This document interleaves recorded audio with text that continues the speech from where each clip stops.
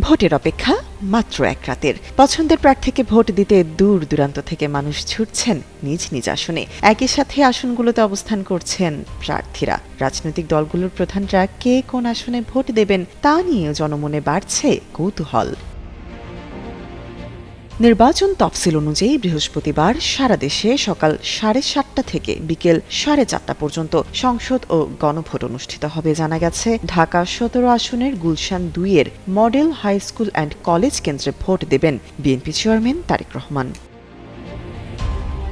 এদিকে মঙ্গলবার বিএনপির শীর্ষ নেতারা কোন কোন কেন্দ্রে তাদের ভোটাধিকার প্রয়োগ করবেন সে তথ্য প্রকাশ করেছে দলটির মিডিয়া সেল। তথ্য অনুযায়ী বিএনপির মহাসচিব মির্জা ফখরুল ইসলাম আলমগীর ভোট দেবেন ঠাকুরগাঁও সরকারি বালিকা উচ্চ বিদ্যালয় কেন্দ্রে।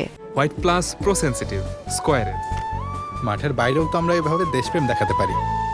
নির্বাচন কমিশন সূত্রে জানা গেছে, বাংলাদেশ জামায়াত ইসলামীর আমির ডক্টর শফিকুর রহমান রাজধানীর 60 ফিট মণিপুর বয়েজ হাই স্কুলে ভোট দেবেন। এবারের নির্বাচনে ঢাকা 15 আসন থেকে প্রতিদ্বন্দ্বিতা করছেন জামায়াতের এই শীর্ষ নেতা।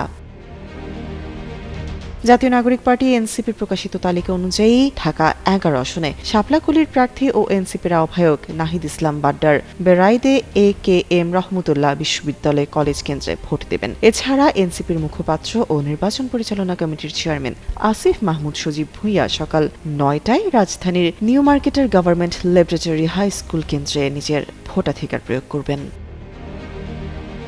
তামান্না তাবাসসুম, যুগান্তর নিউজ।